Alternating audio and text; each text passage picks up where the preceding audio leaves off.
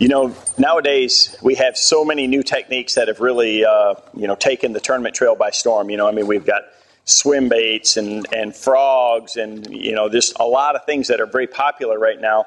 And spinner baits are one of those things that I've thrown for a long time, and you just don't hear as much as you used to.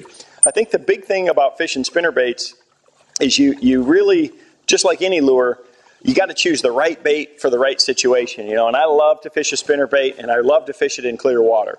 Today I'm at Table Rock Lake, and, you can see down 6, 8, 10 feet right now. And, this is a lake that has a lot of bait fish and a lot of shad.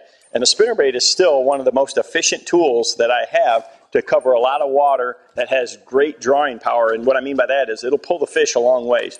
The key is fishing the bait properly to be the most efficient and having the right exact lure tied on. When you're fishing a clear water spinner bait, you want to have one, even if you're using a bright color like this, that you can move pretty fast. The key to a spinner bait bite is giving the fish a good look at it, but not such a good look that they can tell that it's not a bait fish going by them. So, what I'd like to throw in this clear water is a bait built for speed. This is a Strike King Scorcher spinner bait. It comes with 2 willow blades, but it has the razor blades on it. And what I mean by these razor blades is they're a narrower diameter than a standard willow blade. And that gives them a tighter rotation and less lift. So it allows me to reel the bait faster and still keep it down in the water. The other thing is with this head design, you can really pull this bait fast, and it's going to stay true in the water where it runs straight up and down. Another key thing is make sure that you always have a trailer hook rigged free to swing like that on any of your spinner baits in clear water. A lot of times the bass are going to run up there and attack it and just try to kill it first, and that trailer hook's going to catch you a lot of fish.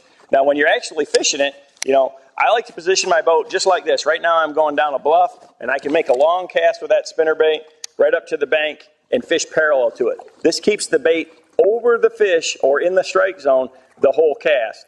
And I want to keep the bait high in the water column. That's one of the number one things that you need to do in clear water with a spinner bait is, regardless of the speed that you're retrieving the bait, if you can keep that lure up high to where the fish has to look up at it against that brighter sun and that reflective surface, it makes them harder, to tell exactly what it is. They just see the flash and the movement, and they don't see, that wire and the head and the blades and see that it's a lure. It looks more like a bait fish going over the top of them. So, keeping the bait in the strike zone, keeping it above their line of sight, and then again, any chance that I get to fish a bank where there's some wind or shade just like this, that helps cut down the light penetration, and again is going to help disguise that bait so they don't see exactly what it is. So I'm always thinking about that as I'm moving around the lake and hitting different areas. Where am I going to have the best opportunity for the fish to be active?